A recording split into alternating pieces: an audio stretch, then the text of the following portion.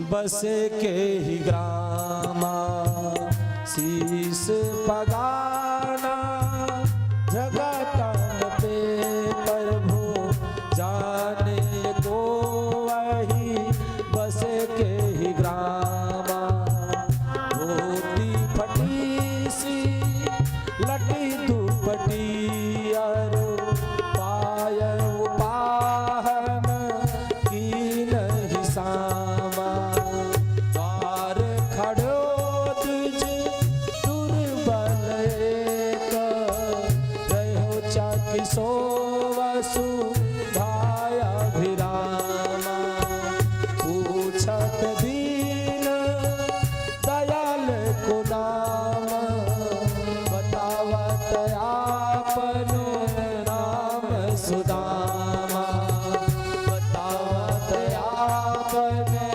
नाम सुदामा। बोले महाराज एक ब्राह्मण आया है, शीस पगाना जगतन पे प्रभु जाने को वही बसे के ही ग्रामा।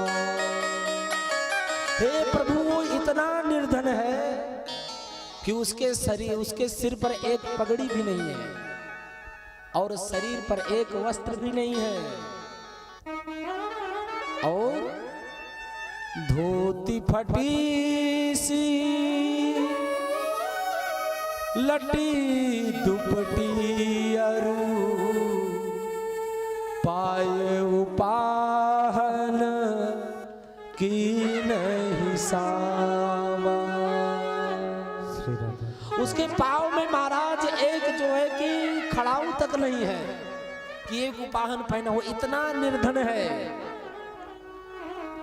द्वार खड़े तुझे दुर्बल रहो चाकि सो वसु धाया भिरामा। एक ब्राह्मण आया है, इतना निर्धन है कि इस द्वारिकापुरी में उतना निर्धन कोई व्यक्ति है ही नहीं। रहो चकिसो वसुधा अभिरामा।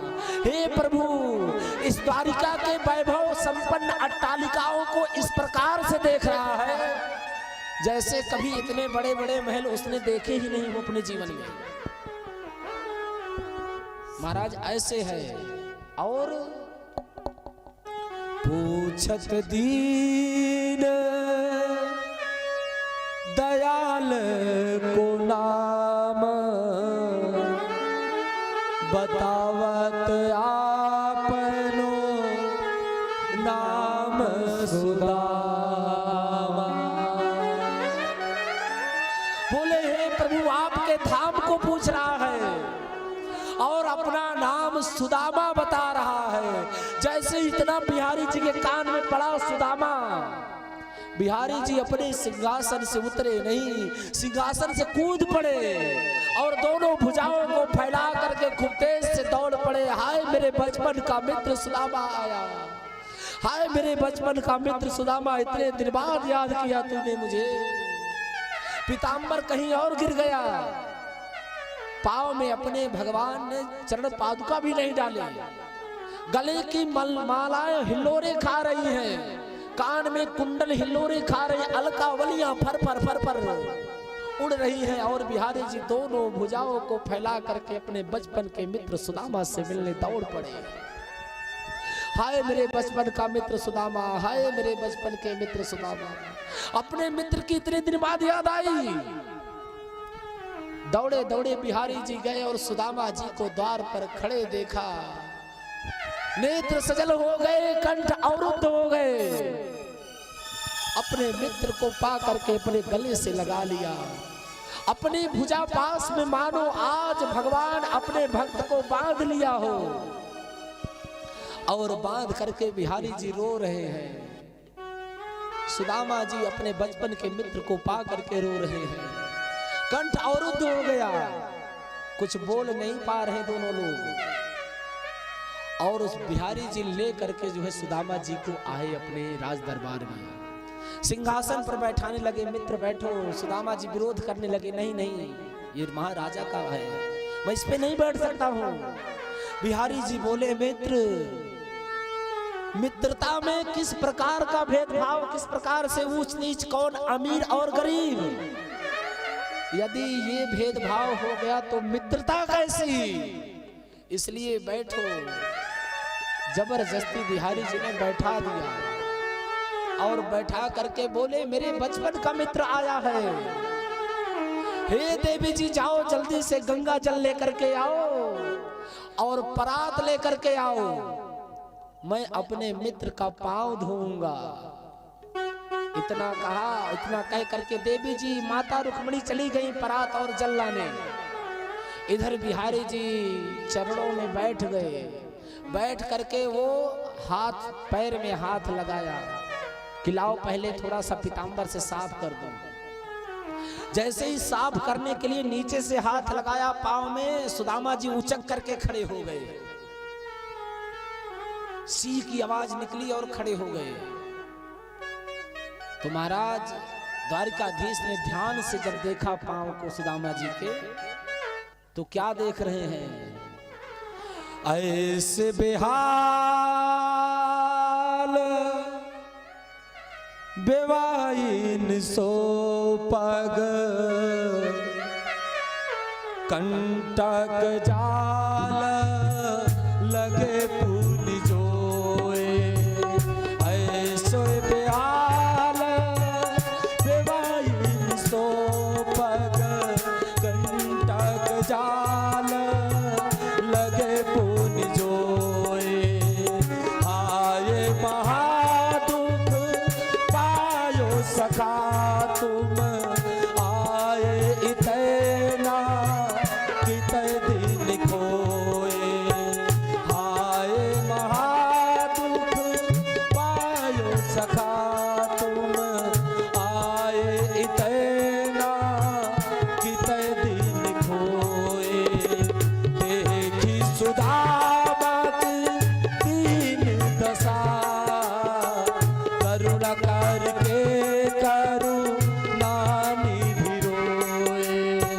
देखी सुदामा की दीन दशा, करुणा करके करुणा निधि रोए। पानी परात को हाथ छुओ नहीं, नैनन के जल से पग धोए। पानी परात को हाथ छुओ नहीं, नैनन के जल से पग धोए। ठाकुर जी कहते हैं, ऐसे बेहाल बेवाइन सो पग कंटक जाल लगे पुन जोए। देख रहे हैं सुदामा जी के चरणों में छाले पड़ गए हैं और छाले फट गए हैं, रक्त बह रहा है। इतने कांटे लगे हैं कि उसकी कोई संख्या नहीं है। और बिहारी जी कहते हैं, हाय महादुख पायो सखा तुम, आए इतना कित दिन खोए। हे सखा, तुम इतने दिन तक दुख भोगते रहे, फिर भी तुम मेरे पास नहीं आए। देखी सुदामा की दीन दशा, करुण करके करुणा निधि रोए। आज अपने भक्त के दुख को देख करके भगवान श्याम सुंदर रो रहे हैं। पानी परात को हाथ छुओ नहीं, नैनन के जल से पग धोए। पानी परात को नहीं छुआ। आज बिहारी जी के नेत्र से महाराज मानो अश्रु गंगा जलधारा बह उठी हो। अपने आंसुओं से ही सुदामा जी के चरण को पखार दिया और पखार करके भगवान कहते हैं, बता मेरे यार सुदामा रे, भाई घने तिणा में